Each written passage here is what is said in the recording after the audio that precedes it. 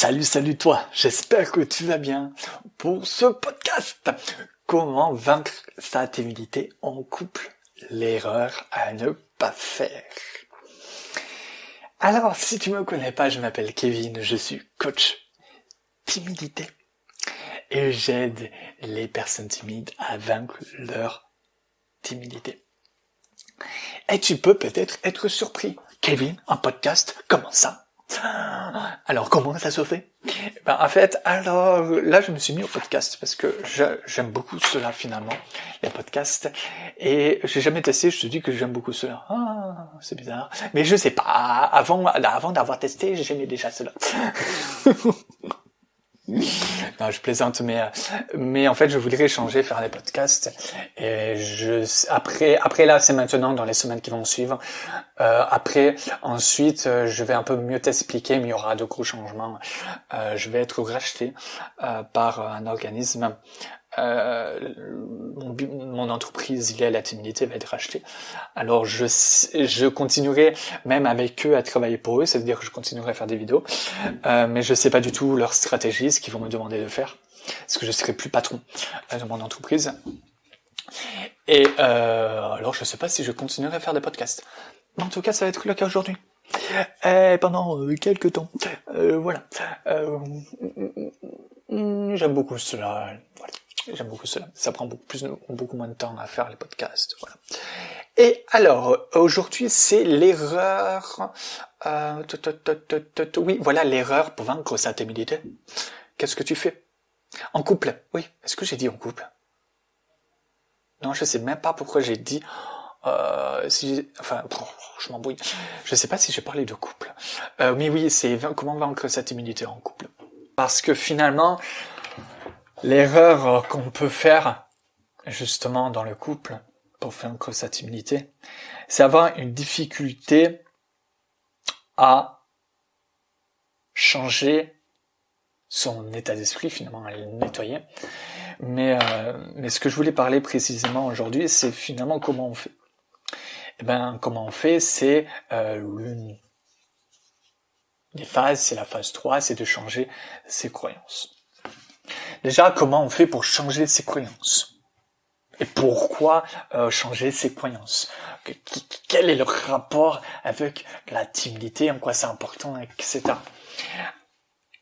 Alors une croyance, qu'est-ce que c'est? En fait, une croyance, c'est une croyance que tu as acquis à un moment donné de ta vie pour t'aider dans une situation et que tu as acquis par auto-persuasion ou par la société ou par ton entourage. On va dire en une phrase plus courte, c'est tout simplement une croyance qui gère ta vie. Si on peut dire cela comme ça. Alors tu vas me dire, mais attends, en quoi ça gère ma vie, les croyances, mais qu'est-ce que tu me racontes, etc. Je vais t'expliquer plus précisément. En fait, il faut partir du constat que le cerveau ne sert pas à assurer ton bonheur, mais ta survie. Ton cerveau peut te faire croire n'importe quoi du moment qu'il pense te protéger, même si tu deviens dépressif. Hein, quoi, Kevin? C'est quoi ces délires? Qu'est-ce que tu me racontes? En fait, au niveau de la biologie, ton cerveau agit pour que la race humaine survive. Par exemple, la peur du rejet. La peur du rejet a été conçue pour protéger les hommes et les femmes des dangers. La peur du rejet que tu peux ressentir dans ton couple quand tu es timide. Par exemple, que tu as essayé de te faire apprécier, etc., de te faire petite ou petit, être gentil, ceci, cela, tout ça pour ne pas être rejeté, pour être apprécié. Et ça, c'était nécessaire, par exemple, durant l'ère paléolithique, 12 000 ans avant Jésus-Christ. Les hommes devaient faire de choses pour ne pas être rejetés de leur groupe. Sinon, c'était la mort assurée. Et encore 12 000 ans avant Jésus-Christ, je parle de l'Homo sapiens. Ça veut dire, l'Homo sapiens, c'était la race, finalement, notre race. complètement. Je veux dire, voilà, quoi. Et oui, parce qu'il y avait, si tu pars 40 000 ans avant Jésus-Christ, il y avait pas l'Homo sapiens. Il y avait les Néandertals, si je me trompe pas, qui ont disparu quand, il y a 40 000 ans, à peu près quand l'Homo sapiens est arrivé. Et finalement, là, j'ai fait un peu du hors-sujet, mais voilà, sinon c'était la mort assurée. Ils devaient tout faire pour pas être rejetés de leur groupe. Par exemple, parce qu'ils avaient peur des animaux, des dangers de la nature, etc. Plein de choses qui pouvaient les guetter. Surtout 40 000, il y a 40 000 ans, où ils côtoyaient les Homo sapiens et les Néandertals. Ils pouvaient peut-être se casser la gueule entre eux. On ne sait pas tout encore, mais c'était certainement le cas. Les humains adorent se taper. Voilà. Moi, j'aime que les fessées. Oulala, je suis hors sujet. Mais voilà. Et finalement, à l'époque, la peur du rejet était très utile. Mais aujourd'hui, cela, c'est beaucoup moins utile. Résultat, beaucoup de personnes peuvent se comporter comme à l'époque. Ils ont peur de leur sentence. Par exemple, toi en couple. Alors là, je te vois venir, parce que là, tu peux te dire, non, mais Kevin, il faut pas exagérer, mon cerveau peut me faire croire des trucs, ok, mais je suis pas con, ou conne, ou né de la dernière pluie. Comment te dire? En réalité, comme Anaïs Nin disait très bien, nous voyons pas les choses telles qu'elles sont, mais nous les voyons telles que nous sommes. Une étude a montré que le conscient du cerveau consomme à lui seul, et c'est très très important, alors très important de le savoir, tout ce que je t'explique, pour pouvoir vraiment changer ses croyances et pouvoir finalement changer la vie pour changer ses croyances. Parce que une étude a montré que le conscient du cerveau consomme à lui seul 400 milliards d'octets d'informations par seconde. Oui, on parle d'octets pour le cerveau. En gros, l'équivalent de 400 logiciels d'activer par seconde. En une minute, c'est la puissance de 24 000 logiciels. Comment te dire que c'est beaucoup plus que ce que tu utilises là maintenant sur ton petit ordinateur. Sauf que les 400 milliards d'informations, tu peux avoir conscience d'à peine 2000 dans la journée. Je n'arrive plus à parler. En gros, sur les 400 milliards, tu peux avoir conscience que d'à peine 2000. Ah oui, j'avais oublié. Le lendemain, tu oublies 80% de ces 2000 informations. T'as l'Alzheimer, quoi, en fait. Alors tu vas dire, non, j'ai pas l'Alzheimer. Non, c'est pour rire que je dis ça. Mais c'est pas pour rire que je dis que tu oublies 80%. C'est scientifique. On n'a pas conscience vraiment de toutes les informations qui sont passées dans notre petit cerveau. En d'autres termes, le cerveau est une usine à gaz. Mais un hic. Il n'est pas illimité en termes de puissance. C'est comme un ordinateur. Il y a des limites dans son fonctionnement. Et les limites de son fonctionnement vont influencer ce que tu penses. Et te faire voir, comme Anaïs Nin le dit, non pas la réalité, mais ce que tu veux bien voir de la réalité. Et c'est un obstacle majeur, justement, pour vaincre cette timidité en couple. Pourquoi? C'est simple. Un ordinateur, pour refroidir ses moteurs, utilise des ventilateurs. Tu es OK avec ça? Sauf que le cerveau a lui aussi une stratégie de refroidissement pour ne pas déclencher une hémorragie interne. Une sorte de surchauffe. Une stratégie qui a des conséquences sur ta timidité en couple. J'appelle ça la stratégie de la méthode de l'usine à recyclage. Ton cerveau recycle les informations qu'il juge utiles et jette les infos qui ne sont pas nécessaires. Oui, en mode tranquille. Vas-y, je jette ça, vas-y, je jette ceci. Tranquillou, baby. Oui, tu m'as bien entendu. C'est un peu ça. Alors qu'un ordinateur peut bugger au moment de la surchauffe, je sais pas si c'était déjà arrivé que ton ordinateur plante, si tu ouvres plein de logiciels, cela. Surtout avec les vieux ordinateurs, moi, à l'époque, c'était un peu le cas. Ouais, je commence à me faire vieux, moi. En fait, voilà. Et finalement, comme les ordinateurs peuvent bugger quand il y a une surchauffe, eh ben, le cerveau, lui, ne veut pas que tu surchauffes. Alors, il jette par-dessus bord toutes les infos qui peuvent faire couler le bateau. C'est super, tu me diras. Youpi! J'ai un super cerveau. On peut même faire des petites twerks. La danse, tu sais, la danse des petites fesses. Pour se réjouir des talents passionnants de notre petit cerveau. Oui, non, mais tu sais que le pire, j'ai appris à faire du twerk il y a pas très longtemps. Un jour, je te raconterai pourquoi j'apprends à faire des trucs aussi peu utiles dans sa vie. Bref, aïe. Oui, je suis assis, je me suis fait mal. Et où je me suis fait mal, je vais pas te dire, c'est trop intime. Bref, alors... oui, qu'est-ce que je disais ? Alors, je parlais de twerk, de surchauffe. Oui, le seul hic, en fait, c'est que recycler les informations pour éviter la surchauffe peut flinguer ta confiance en toi. Tu sais, cette confiance en toi qui est nécessaire pour vaincre ta timidité en couple. Car ton cerveau fait disparaître des souvenirs et des vérités qui peuvent changer ta vie. Parce que, je le répète, ton cerveau n'est pas là pour ton bonheur, mais pour ta survie. Il peut déformer tes souvenirs pour éviter la surchauffe. Alors, je ne vais pas rentrer en détail pourquoi il déforme, etc.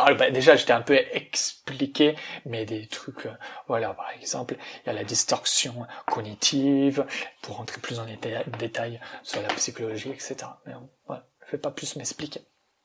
Finalement, il fait disparaître des moments qui t'aideraient à vaincre ta timidité. Ben quoi? Ben quoi? Comment te dire?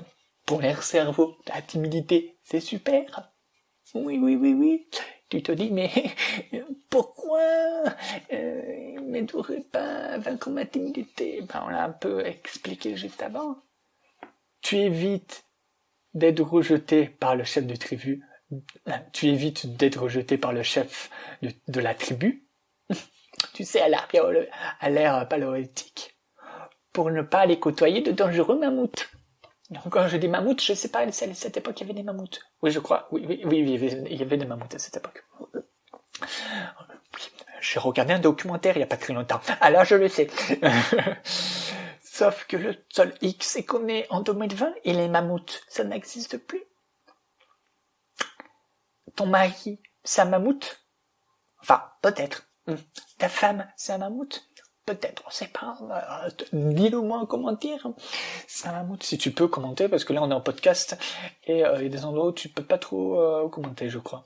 À voir. Si je te dis tout cela, c'est parce que c'est important de savoir comment fonctionne ton cerveau pour pouvoir justement changer ses croyances. Parce que maintenant tu comprends que ton cerveau a des croyances.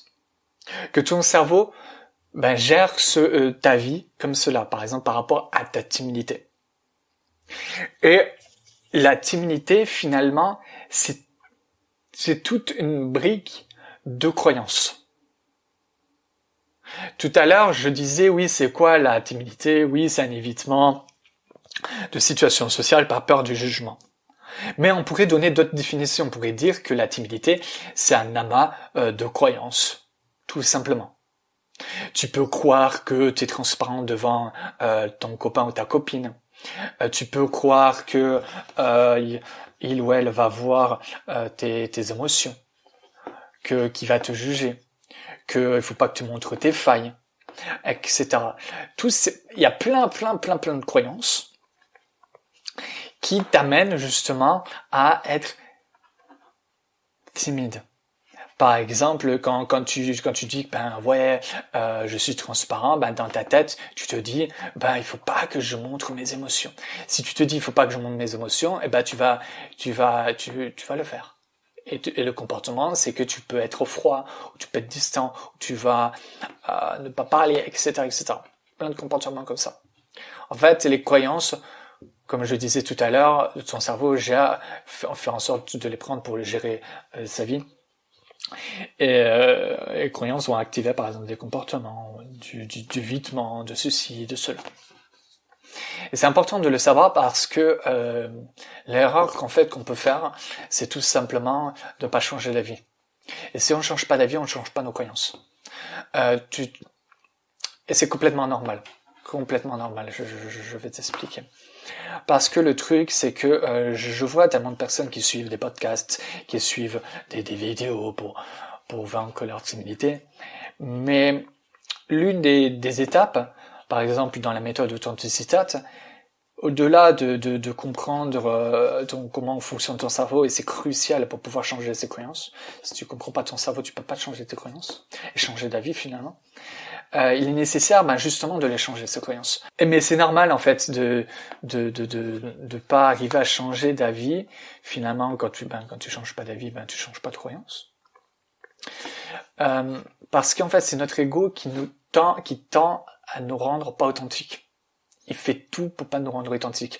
En fait, parce que ça lui sert pas forcément pour la survie, comme on en parlait tout à l'heure. Voilà, je parlais beaucoup de cerveau, mais on peut parler d'ego.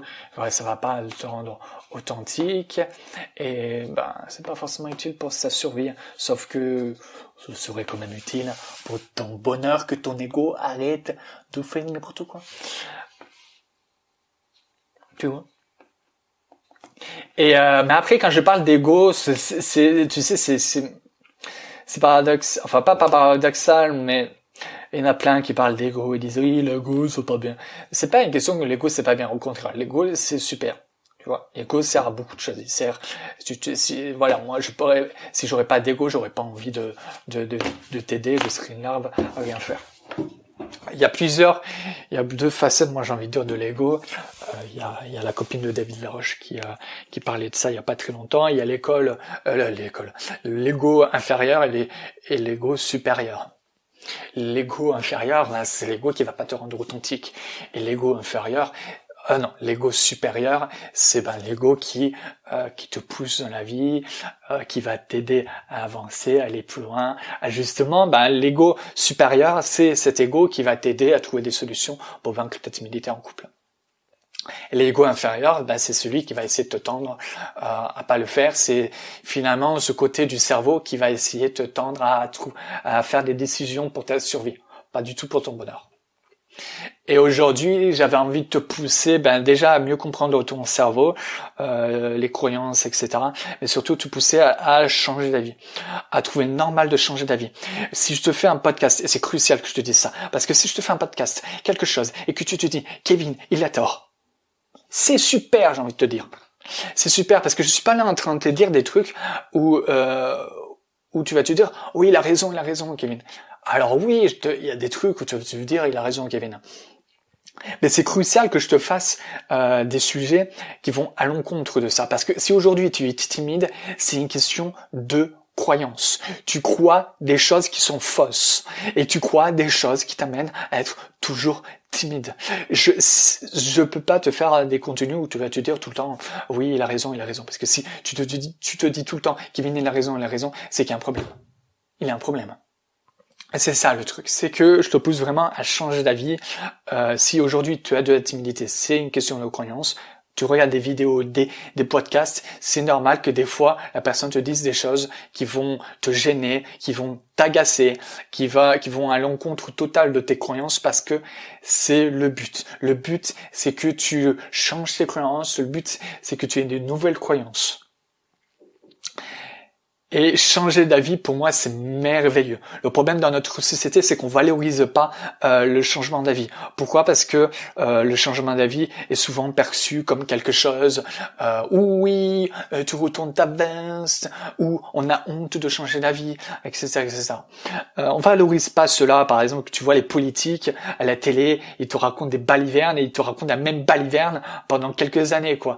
Ils changent pas d'avis et c'est souvent du marketing et bon, en même temps je dis ça, mais leur psychologie doit être aussi une psychologie de merde aussi. Mais bon, c'est encore un autre sujet.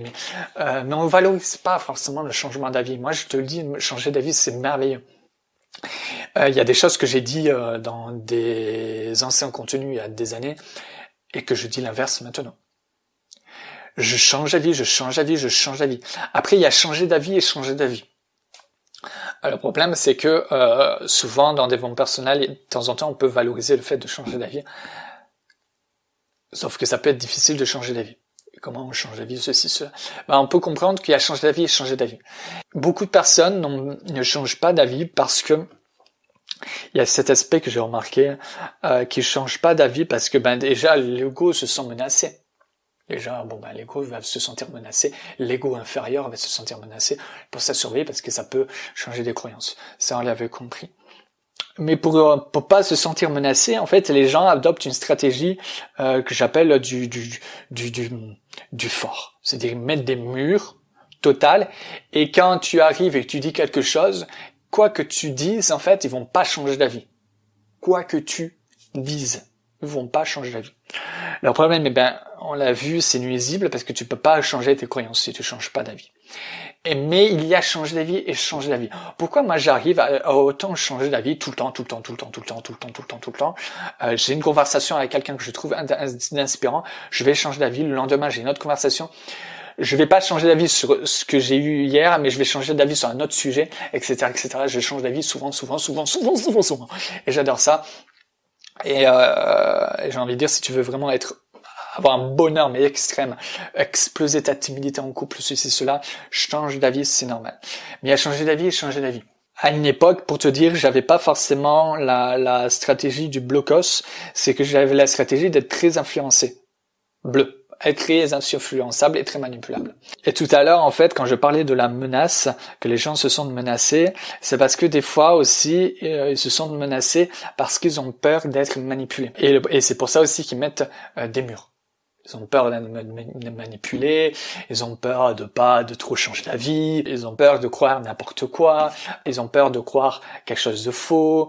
Bon, il y a plein de raisons. Les gens, par exemple, ils vont pas changer d'avis parce que c'est inconfortable de changer d'avis. Comme c'est inconfortable, ils vont pas le faire.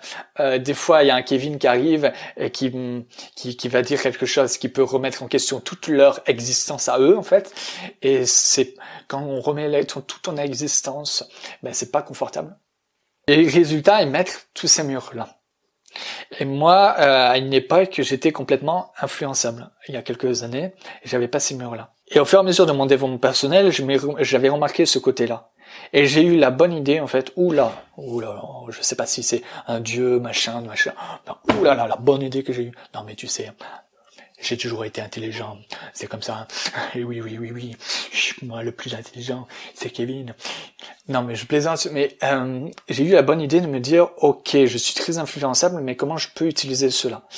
Et j'ai utilisé une autre stratégie qui est de ne pas utiliser le mur, c'est d'utiliser des portes à mes murs. En gros, d'être comme dans un fort et je suis au sommet du mur, je regarde et j'analyse et si cette croyance est viable, je commence à ouvrir les portes.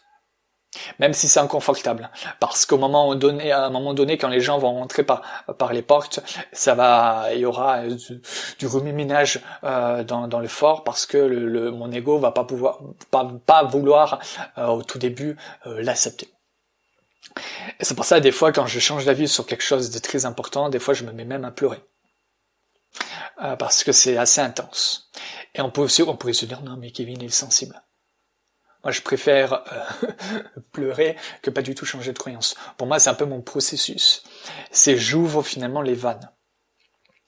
Parce que le corps, en fait, l'ego va se sentir vraiment inconfortable. Et dans mon cas, comme il se sent inconfortable, ben il y a une sorte de stress. Et biologiquement, c'est normal, les larmes servent à déstresser. C'est biologique, c'est normal. Que ce soit chez moi, que ce soit chez les autres.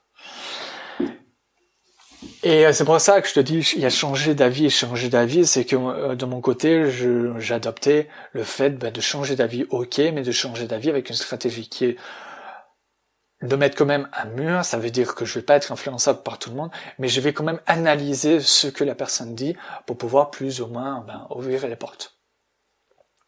Et comme ça, en fait, ça fait que je peux changer d'avis, mais pour tout et n'importe quoi. Mais pour tout et n'importe quoi. Même si c'est très inconfortable, il y a des fois, je change d'avis et j'ai une boule au ventre. Parce que l'ego ne veut pas, ton ego en tout cas inférieur, ne veut pas que tu changes d'avis pour ta survie. C'est comme ça. Mais c'est nécessaire pour ton cœur, pour finalement suivre ton cœur et que tu puisses vaincre ta timidité en couple. C'est crucial. Si tu veux, ne plus avoir l'impression d'être transparent devant ton homme ou ta femme. Si tu vas plus avoir l'impression qu'il va avoir tes émotions, que tu vas être rejeté, ceci, cela. Il faut changer d'avis, changer d'avis, changer d'avis, changer d'avis. Et moi, ce que je te prône, ce que je pourrais te prôner en astuce, c'est tout simplement pour changer d'avis et finalement ouvrir les vannes.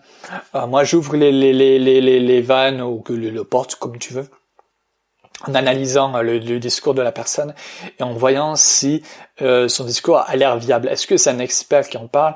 Et si c'est pas un expert, est-ce que ça m'a l'air réfléchi, son discours? Est-ce que il y a des preuves? Est-ce qu'il y a... Voilà, il y a plusieurs critères qui rentrent en jeu pour que je puisse voir si c'est viable ou pas. En général, quand c'est un expert qui en parle et que son discours n'a pas l'air creux et que c'est réfléchi, etc., quoi qu'il en dise, et si moi j'ai pas de preuves qui vont à l'encontre de ce qu'il m'a dit, j'ouvre les vannes. C'est même quand c'est des gros trucs, ou alors quand c'est très inconfortable. Et aussi, il y a l'aspect de l'analyse de son discours, il y a aussi l'aspect de notre analyse de nous. Ça signifie que pour changer d'avis, il est nécessaire aussi d'analyser nos preuves à nous. Et pour finir tout ce micmac autour de changer d'avis, je te pousse par exemple à analyser tes preuves que tu as toi. Est-ce que tu as des preuves que tu as raison? Attention, ton cerveau va tout faire pour que tu puisses trouver des preuves. À chaque fois que tu vas pas vouloir changer d'avis, tu as toujours des preuves de ton discours. Tu as toujours des preuves. Le problème, c'est que si les preuves, c'est une question de je vais gêner ou si c'est une question, par exemple, je vais gêner, c'est une question du regard des autres. C'est creux et c'est pas une preuve. Si c'est une question de oui, mais j'ai fait ça, l'autre jour j'ai parlé à mon mec, j'ai parlé à ma femme, il a réagi comme ça, il m'a bien rejeté, c'est pas une preuve, parce que quand ça t'arrive une fois, ce n'est pas du tout une preuve. Une preuve, c'est quand ça arrive plusieurs fois. Quand c'est une preuve, c'est quand ça arrive pas vers une personne, mais que ça arrive à plusieurs personnes. Je te donne un exemple des hommes timides qui ont du peur de séduire et qui vont me dire oui, moi, tu sais, les femmes elles me rejettent. Non. Je leur dis ok, elles te rejettent. En quoi t'as la preuve qu'elle te rejette? Ah tu sais, il y a un an, j'ai côtoyé une fille, elle m'a rejeté. Non mais il y a un an, c'était qu'une fille. Comment te dire que c'est pas une preuve? Une preuve, c'est quand t'as fait ça tous les jours et que t'as plein de filles. Mais il y a aucun timide qui ose pas qui ose pas séduire les filles, qui a autant de preuves.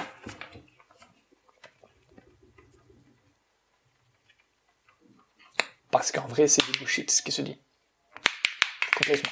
Bullshit quand il se dit non mais en fait les filles elles me rejettent toutes, etc. Parce que c'est ça, moi je t'ai dit ça, mais je crois que c'était pas compréhensible ce que je viens de te dire juste avant, parce qu'en fait concrètement le timide envers les filles il se dit souvent cela parce que il se dit qu'il est rejeté par toutes les filles. Et c'est là où je lui dis en quoi les filles te rejettent toutes. C'est là. Il me dit, oui, une fille, un an. Non, mais j'ai une autre preuve. Tu sais, il y a un an et demi, il y a une autre fille.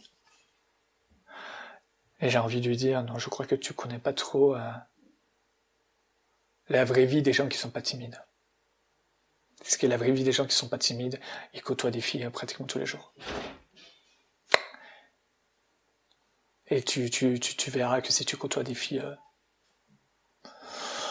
tous les jours, tu auras quand même des filles qui vont pas te rejeter. Tu verras. Mais tu le verras que si tu élimines ta timidité. Et voilà, alors c'est l'analyse finalement de ses preuves intérieures, etc. Voilà, moi demain je suis devant un expert, c'est pour ça que je change autant d'avis, mais je suis... quand je dis que je change autant d'avis, je pars pas sur un même sujet. Même moi, à partir du moment où j'ai des preuves du contraire, je peux changer d'avis, même sur un même sujet. Mais si demain j'ai un expert qui est devant moi, j'ai presque envie de te dire... Ferme-la, Kevin. Ferme-la. Le mec, il en connaît plus que toi, tu vas te la fermer, tu vas l'écouter. Il a raison. Tu analyses. Est-ce que son discours a l'air bien réfléchi? Et toi, est-ce que ton discours a l'air bien réfléchi? Dis-moi tes preuves, Kevin. Je me parle à moi-même. Analyse. Mais le problème, c'est que la plupart des gens, quand ils mettent un mur, ils réfléchissent pas. Ils te disent, Kevin, tu as tort. Ils ont mis le mur. Pas besoin de leur dire quoi que ce soit, ils ont mis un mur. Ils réfléchissent pas, ils analysent ni ton discours, ils analysent même leur propre discours interne. Alors pour te dire que oui, tu peux vaincre ta timidité en couple, c'est tout à fait possible. J'ai vaincu ma timidité en couple. Aujourd'hui, tu as la capacité de le faire. Avance chaque jour. Avance, transforme-toi, grandis. Tu as la capacité d'avoir la vie que tu veux. Changer d'avis va te permettre d'aller vers ce terrain-là. Une vie où tu n'as pas des peurs disproportionnées, où tu gères tes peurs, où tu es finalement à l'aise avec ton homme ou ta copine. Finalement, tu as la vie que tu veux. Si tu veux avoir beaucoup plus d'astuces, tu peux t'inscrire à ma newsletter. J'en ai même pas parlé au début. Ah ouais, j'en ai même pas parlé. Mais surtout que non, ne parle pas. Il y a un truc important que j'ai à te dire. Alors, tu peux t'inscrire en fait à deux choses. Parce qu'il y a un nouveau truc. C'est qu'il y a la newsletter pour que tu puisses vaincre ta timidité, des emails remplis d'astuces que tu reçois chaque semaine. Ça, c'est dans la description. Tu t'inscris, tu reçois d'autres astuces. Mais il y a peu, j'ai ouvert une nouvelle chaîne YouTube. C'est une chaîne sur les crises d'angoisse. Ça veut dire que si tu veux vaincre l'angoisse et les crises de panique sans médicaments et naturellement, c'est juste en dessous. Je vais faire là aussi des podcasts. Tu auras toutes les informations. Tu vas sur la chaîne YouTube, tu auras toutes les informations. Alors, il y a soit la newsletter pour la timidité des emails, juste en dessous, soit ma nouvelle chaîne YouTube sur le fait de vaincre l'angoisse et les crises de panique. Alors, je vais pas arrêter les vidéos sur la timidité parce que je parlais tout à l'heure, au tout début, sur le fait que il y a des choses qui vont changer au fur et à mesure du temps, après que je sois racheté. Mais je ne saurais pas exactement lesquelles, mais ce qui est sûr, c'est que je vais être toujours là sur les deux trucs. Et en tout cas, les trucs sur les crises d'angoisse, ça va pas être la même entreprise, et c'est moi qui va être le total. Le best des patrons. Le plus beau, le plus génial des patrons. Je te dis ciao, au prochain podcast. Bye.